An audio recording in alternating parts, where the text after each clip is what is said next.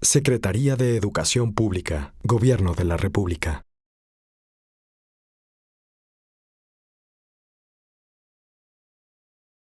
Es momento de escuchar la intervención y mensaje de inauguración de los trabajos por el maestro Aurelio Nuño Mayer, secretario de Educación Pública.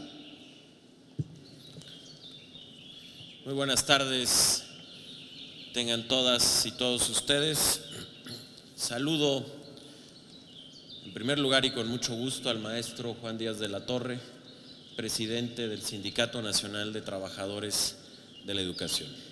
Y agradezco profundamente el honor de haberme invitado a poder inaugurar este congreso, este evento tan importante para los maestros de México y de América, para poder discutir un tema fundamental, la formación y el desarrollo profesional docente en nuestro continente.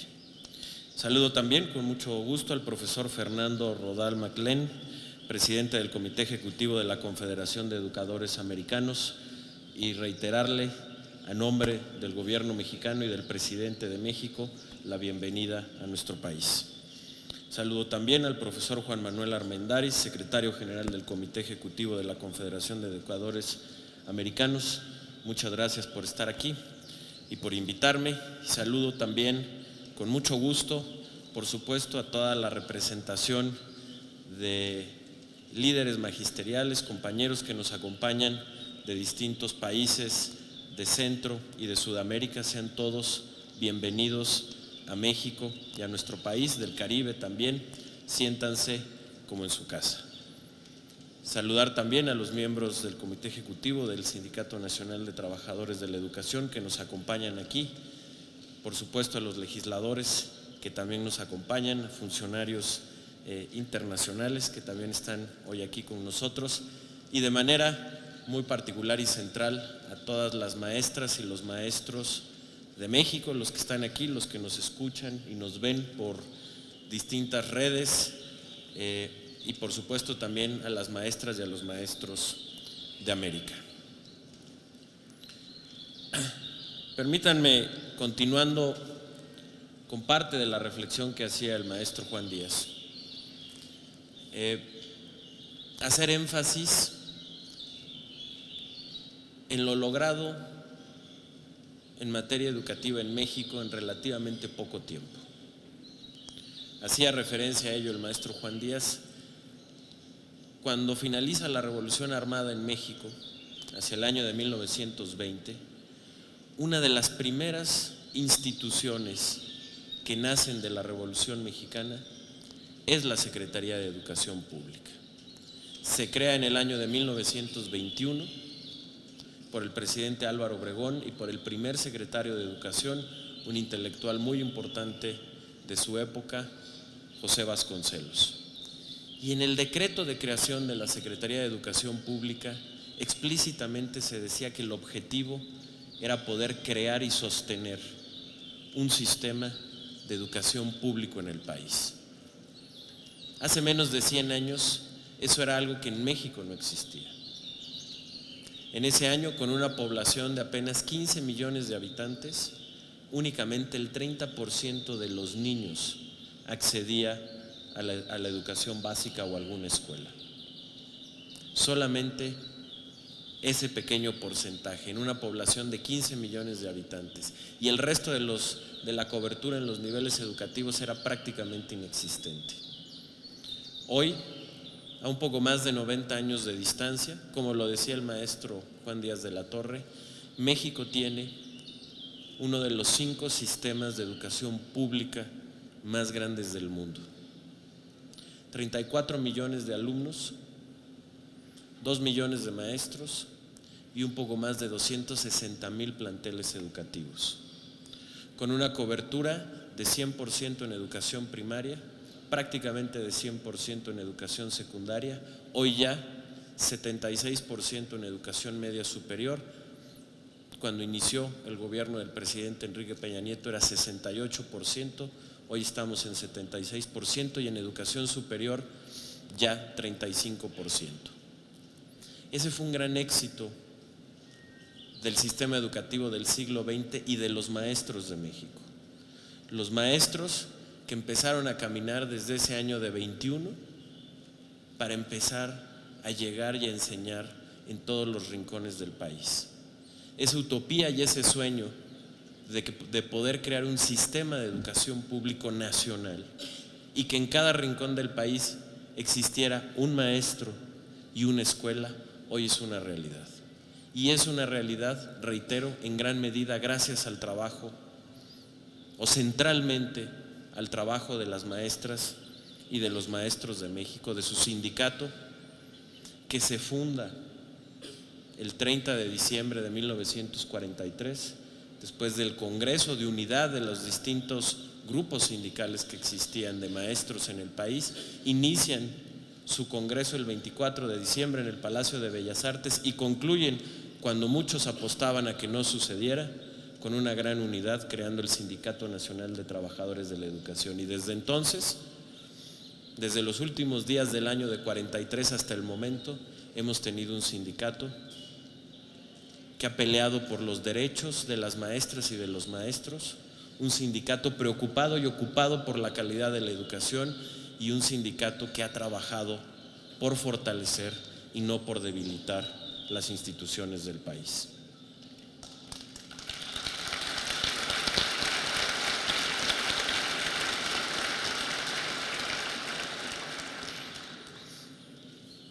Y es también en este contexto y reconociendo todos los logros del sistema educativo del siglo XX, reitero, de haber logrado llegar a cada rincón del país con un maestro y con una escuela, también era necesario reconocer que la calidad de nuestro sistema educativo podía ser mucho mejor.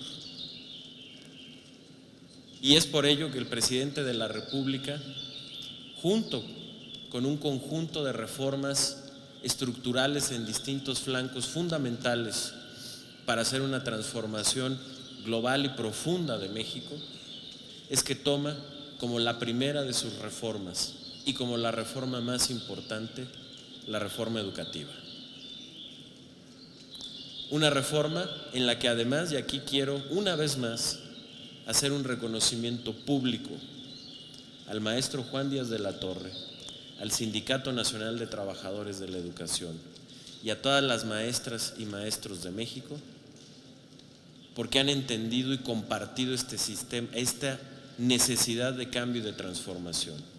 Y no únicamente la han aceptado, sino que la han hecho suya, están trabajando por ella y la han mejorado.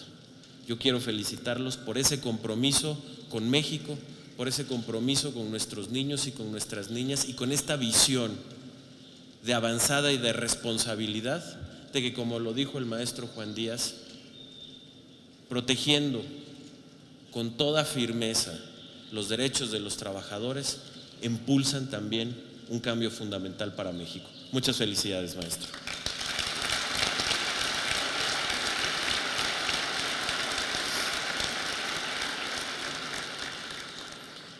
Esta transformación educativa de esta reforma, reitero, una reforma muy profunda que, si recuerdan, el presidente de la República, Enrique Peña Nieto, toma posesión el 1 de diciembre de 2012.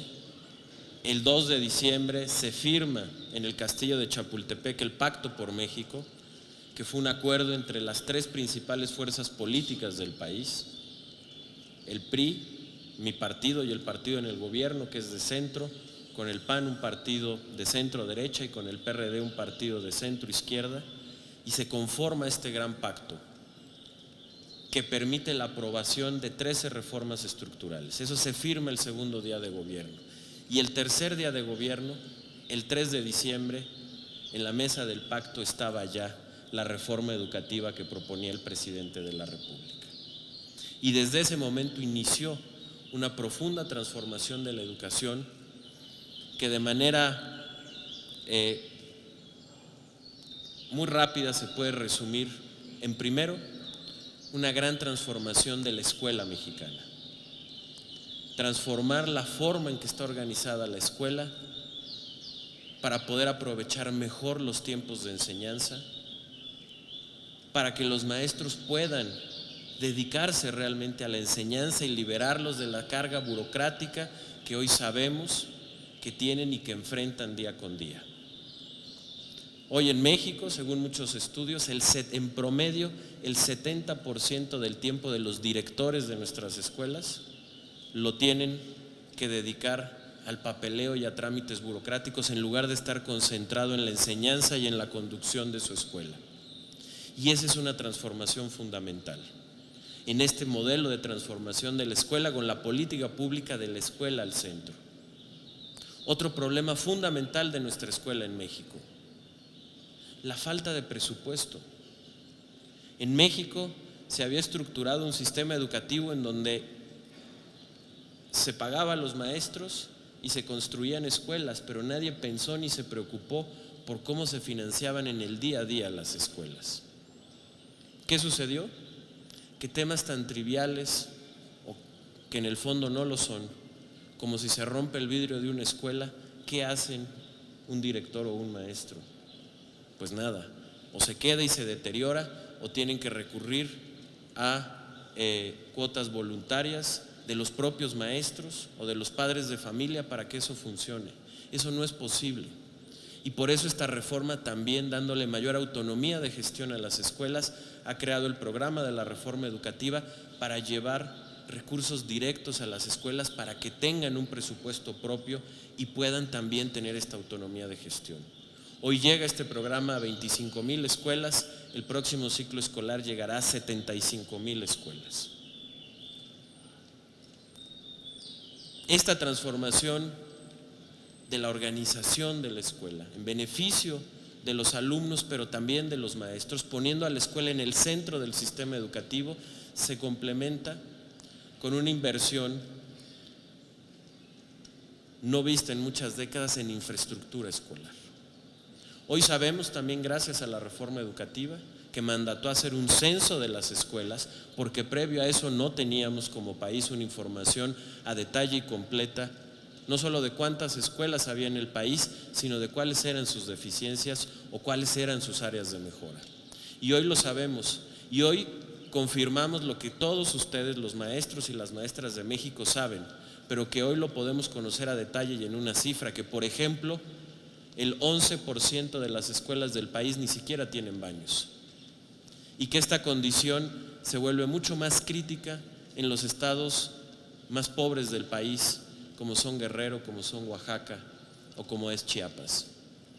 Y es por eso que a partir de ello, el presidente, en su último informe de gobierno, el 2 de septiembre, anunció y nos instruyó al secretario de Hacienda y al secretario de Educación a hacer el programa de Escuelas al 100. Es una inversión adicional a lo que ya se invierte en infraestructura escolar de 50,000 millones de pesos, es decir, de casi 3,000 millones de dólares, para poder arreglar y dejar en condiciones de dignidad a un poco más de 33,000 escuelas en todo México. Junto con esta transformación de la escuela vendrá, y es parte del proceso de la reforma, la transformación de los contenidos. ¿De qué es lo que estamos enseñando? En abril estaremos presentando una primer propuesta de los nuevos planes y programas de estudio que llevarán una ruta en la que estarán incluidos, por supuesto y en primer lugar, las maestras y los maestros de México. Haremos foros en donde estaremos invitando a pedagogos, a expertos, a las autoridades locales y a las maestras y a los maestros de México y por supuesto a su sindicato para que opinen sobre estos planes y programas, los podamos discutir y debatir. Y a partir de estos foros de reflexión por todo el país, como autoridad educativa regresaremos y haremos los cambios que consideremos pertinentes a partir de ese espacio de reflexión. Y después, cuando esto lo estemos presentando hacia el verano, convocaré a las nuevas comisiones que hagan los nuevos libros de texto gratuito, junto con las guías de los materiales educativos, e iniciar también la socialización y la capacitación a los maestros para que todos conozcan estos nuevos planes y programas. Y vamos a llevar una ruta que sin acelerar de manera irresponsable el paso nos permita ya sea en el ciclo escolar 2017-2018 o si se requiere más tiempo en un proceso tan importante en el ciclo escolar 2018-2019, que entren en funciones estos nuevos planes y programas. Después de este proceso de socialización con los maestros y con muchos otros factores fundamentales para la educación. Y finalmente, la transformación más importante, precisamente lo que van a estar discutiendo en este Congreso estos días, el desarrollo profesional de los docentes de México. Maestros que, como lo he dicho en muchas ocasiones, son no solo la columna vertebral del sistema educativo en México, sino del propio Estado mexicano. Como lo dijo don Jaime Torres Bodet, 2 veces secretario de Educación, secretario cuando el CENTE se conformó en el año de 43, los maestros forjan a la patria porque tienen en sus manos a los niños y a las niñas. Y eso es, de todas las transformaciones, la más importante, la construcción de una profesión y del desarrollo profesional docente de los maestros, a partir de 3 pilares. La formación inicial, que será otro de los programas que estemos presentando como parte de la reforma educativa, de una estrategia para el fortalecimiento de las normales en todo el país, pero también la participación que ahora tienen las universidades, como parte de la reforma también en su responsabilidad en la formación inicial. La evaluación, que hay que entenderlo muy bien, la evaluación no como un fin, sino como un medio para conocer las fortalezas, pero también las áreas de mejora de los maestros. Y en consecuencia, lo más importante, la capacitación y la formación continua de los maestros, en función de los propios resultados de la evaluación, para que se pueda hacer un traje a la medida de las necesidades de los maestros. Y es por ello que, como parte de esta transformación, el incremento en el presupuesto para los programas de desarrollo de formación continua ha sido de más del 800%. Pasamos de un presupuesto hasta el año pasado de 200 millones de pesos a uno este año de más de 1,800 millones de pesos. Es casi un incremento de 900% que nos ha permitido, como lo presentamos hace una semana, plantear una estrategia de desarrollo profesional docente y de formación continua mucho más ambicioso y, reitero, haciendo un traje a la medida de los maestros de México. Y esta transformación, y que aquí reitero mi felicitación, porque en un proceso tan complejo de cambio los maestros de México han respondido. 90% de los convocados asistieron a la evaluación, y ya habló el maestro Juan Díaz de los resultados. 85% de los maestros obtuvieron una calificación destacada, buena o suficiente, demostrando que son maestros que tienen los conocimientos suficientes para estar frente al aula. Y es por ello que aquellos que obtuvieron un resultado destacado, y aquí lo digo, maestro Juan Díaz, a partir de la segunda quincena de mayo recibirán el incremento de 35% a su sueldo base,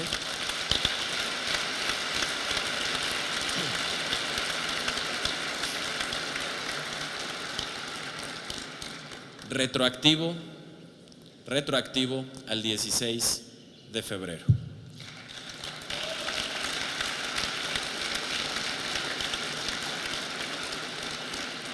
Y junto con este incremento está también el acceso preferencial a los créditos de vivienda y personales del ISSSTE, otro de los muy merecidos estímulos para los maestros que obtuvieron resultados destacados.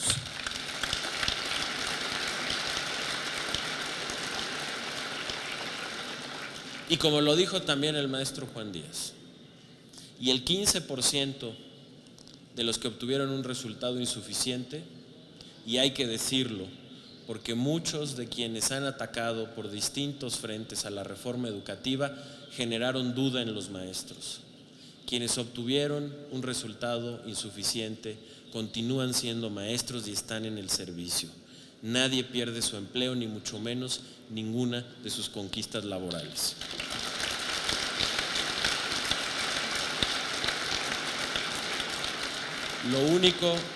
Lo único que sucede con los maestros que obtuvieron un resultado insuficiente es que ahora recibirán esta capacitación de la que hemos hablado para que puedan repetir la evaluación en el mes de noviembre.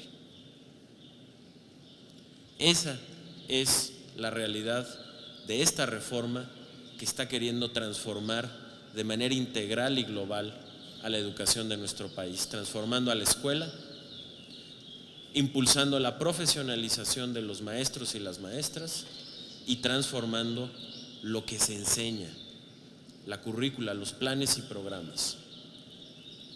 Y déjenme terminar con una última reflexión.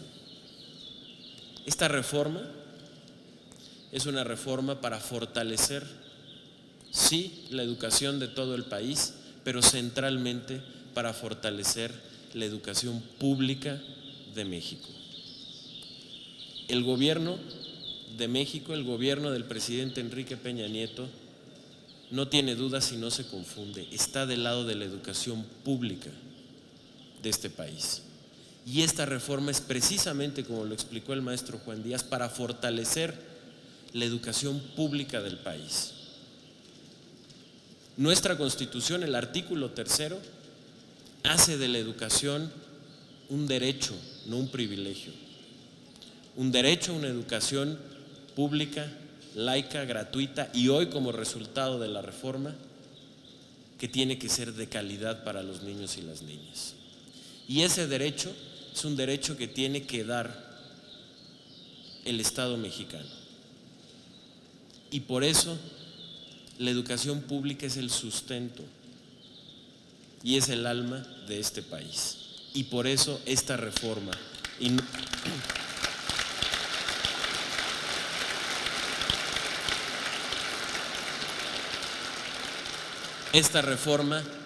es para la educación pública, para elevar la educación pública, para que siga siendo mejor, porque es la esencia de la transformación de nuestro país. Y ahí es donde está este gobierno y el presidente de la República, del lado de la educación pública y de todos sus maestros. Muchas gracias.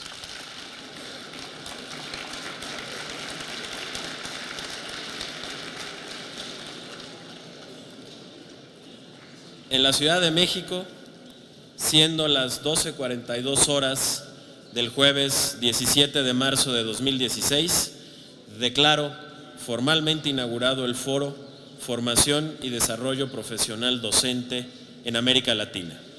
Estoy seguro de que este espacio será fructífero para todos, pues permitirá intercambiar experiencias sobre la formación docente y a partir del diálogo definir líneas de acción para alcanzar una educación de calidad en toda la región.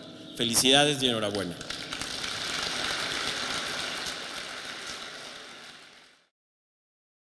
Secretaría de Educación Pública, Gobierno de la República.